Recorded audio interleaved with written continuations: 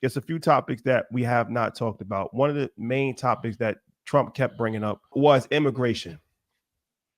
He's been hitting this topic hard and hard and hard, and some say that it's fear mongering, right? And he's trying to pin people against each other, vulnerable populations against each other. When he talks about Black jobs and Latino jobs being taken by immigrants from Venezuela and stuff like that. So, okay, he says that Kamala Harris is the worst vice president in American history, and she's done a terrible job at the border czar.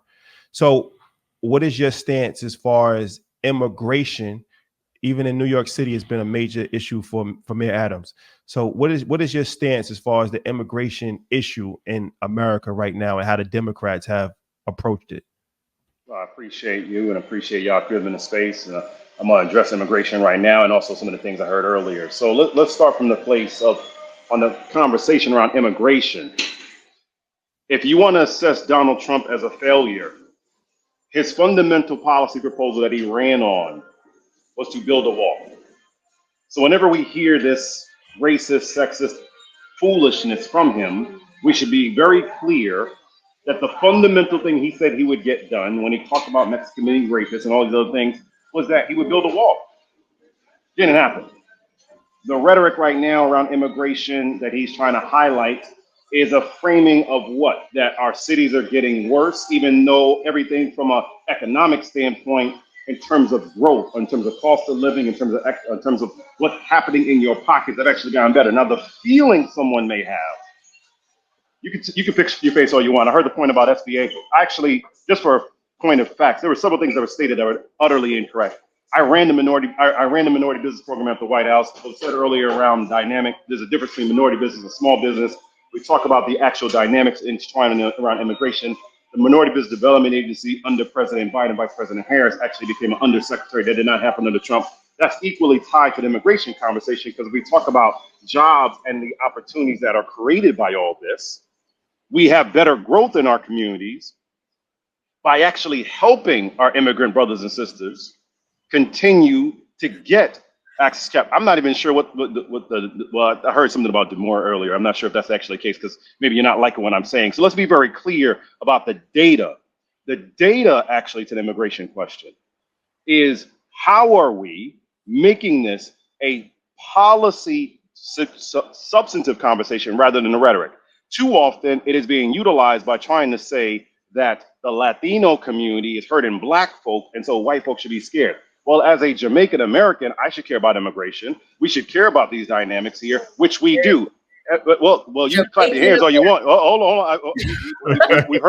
We've heard all your talking points. The talking points we also that we have not really talked through is that the vice presidential pick on their side, which Trump actually said in the debate that he doesn't talk to about policies such as abortion and healthcare, was the one talking about Haitians. So from a standpoint around the substance on immigration, where again, immigrant communities are actually making more money under this president than the previous president. We are alive now. Again, I'm not even going to get caught up in it because they can't go back on actual substance between the two presidencies. When we talk through from a dynamic of health and wellness, from a COVID pandemic, which he took no credit around addressing the dynamics, it was immigrant communities that were negative impact. Now, to your question, moving forward to the brothers here, where we go from here, in terms of the policies itself, I would rather have someone who is actually saying, let's safely and securely address what's going on at the border, not about just trying to build a wall, which is not realistic in this degree, while also finding ways to address what's going on in other countries from a democracy standpoint, which Trump is not doing when it comes to Venezuela and other places, as well as the fundamental economic conditions of why people are coming here in the first place. So all these things are intertwined to the question. And at the end of the day, when we talk about the economics, whether it be internationally or domestically, we have one person who actually laid out an opportunity economy that would benefit immigrant communities, as opposed to the other who is actually trying to push people away. Lastly, it's an immigration conversation, which is entwined all these different dynamics. As a reverend, when I hear earlier that these communities, in particular Black women, need to have responsible decisions and choices, as if they're just being careless and just sleeping around. The notion of that is intertwined. Well, actually, that was what was just said. It was said that they should make better decisions. It's 7 p.m. Friday. It's 95 degrees. Let's not do that. Let's not do that. Let's not do that. 95 degrees. The red light turned on the red light. What do you mean, Pastor? The hot girl summer is over. It's a hot girl summer. No, hot girl summer is done. Degrees. That's a Memphis thing. That's crazy. Oh, they froze them up. They froze them up. Well, there's so much. Rebuttal. Yeah, I'll add to that because of the immigration point. When former President Trump was talking about the numbers of migrants entering the country, he said it was at over 20 million. I'll let Reverend Blake speak in a second. He said the number was 20 million. Politico came back, obviously, fact checked and said that the number was grossly over exaggerated. It's about half that. Still an issue, but Vice President Harris also said that there was a bipartisan group of senators that introduced a border security bill that Trump urged to demise. So in a sense, you're talking about immigration and how to combat it, but when the bill comes, you don't want it to pass. What's your thoughts and rebuttal to that? I have a lot to say. I believe, is it Blake? Is that his name? Yeah, his last name. Michael Blake. Like, I am... Okay, I'm going to frame my answer based upon our different experiences. As soon as you said that you were a Jamaican American, it immediately let me know your relationship to this country. And so because your relationship to this country is that you were an immigrant and your family wasn't imported through the slave trade, I understand that you're not a descendant. It's just not true. It's not true. Let's just stop there. Don't say anything about my family. I was born in the Bronx. You're about to say some nonsense right now. Yes, but let's not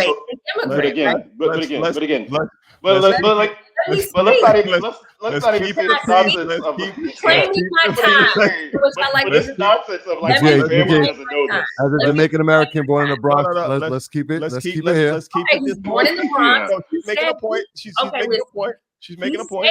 He is a Jamaican American. I didn't state that. I'm not a Jamaican nothing. I am a freeman. I'm a descendant of chattel slavery. Me, Whitley Yates, my family. There is no Jamaica. There is no Caribbean for me to go back to. So his proclivity and how he sees this country is going to be completely different than someone who is a descendant of chattel slavery.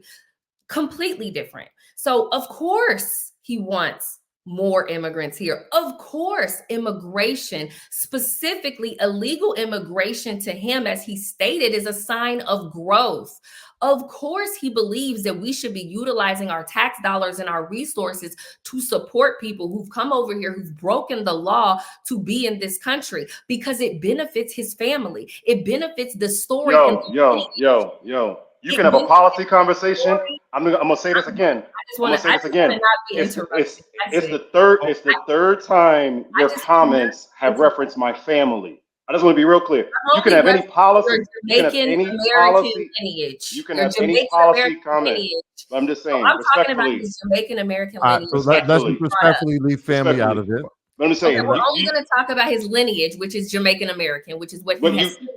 But you literally rephrased about crime and illegal, and that I supported illegal immigration because we're families from like. Just again, if you want to talk about policies, you can do your policy. Let's just keep it policy then. Let's keep it policy.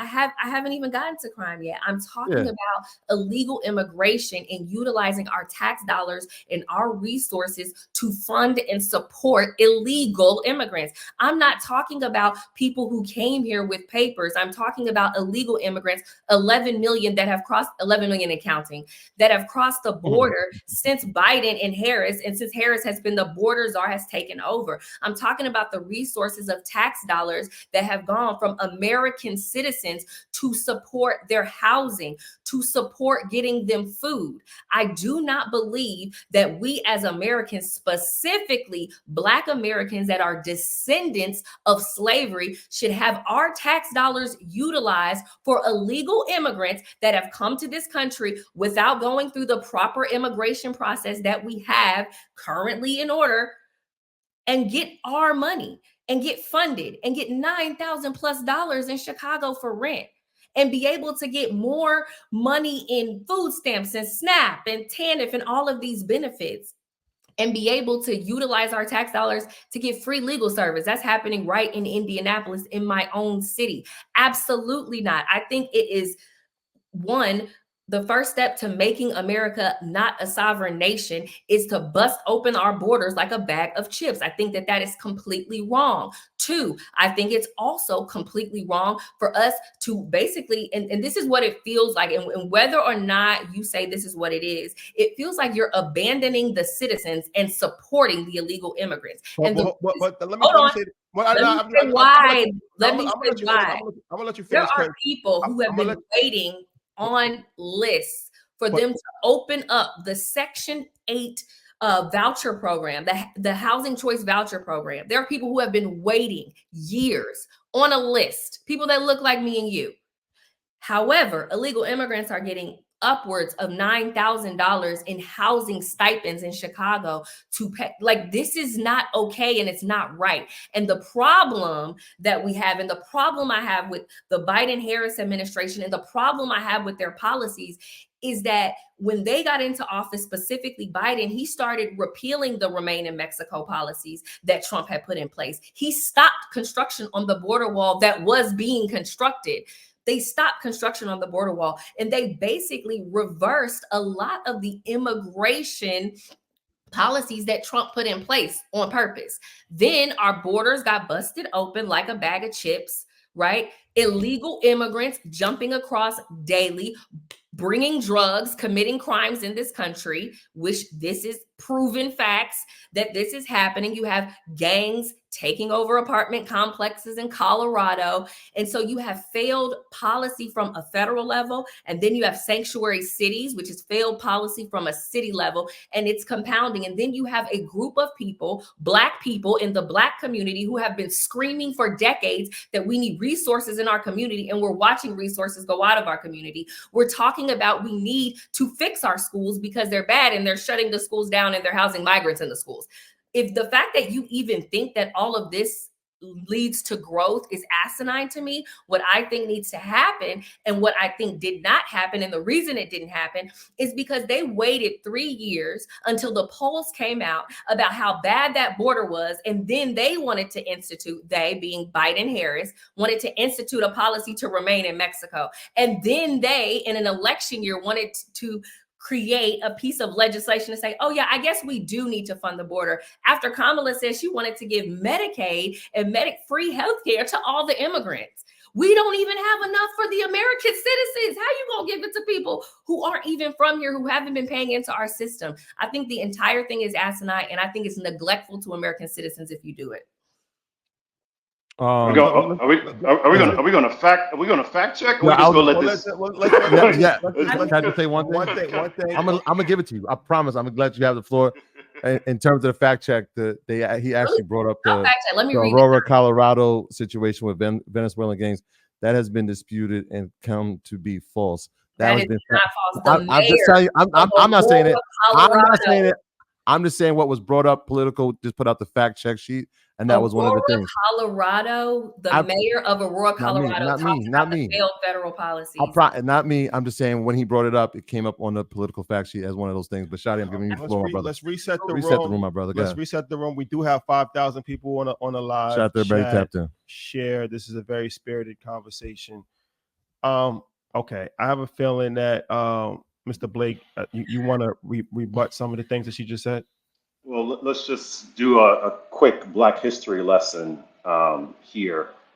The fact of saying that Jamaica and the Caribbean is not connected to slavery, you might have forgotten. Oh, no. I never said that they're not connected to slavery. Their boat dropped them off at a different location. That's not what I'm saying.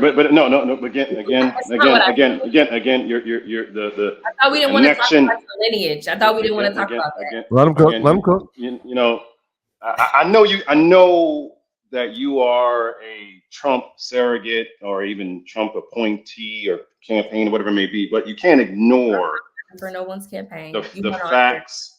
You can't ignore the facts that this is rhetoric. No, I'm actually trying to make sure I'm reminding myself I'm a reverend when. Oh man. He keeps and the Democrats, they don't be prepared for nothing. Stable internet. Good thing Trump was bringing broadband. Reverend Blake, Reverend Blake, you're chopping in and out. Oh man. It stopped to your previous point in respect to the brothers right there. It stopped previously because I wanted to pause to make sure I was intentional when I said there. Gotcha. To the point around immigration, the rhetoric is that just simply they don't have a real plan.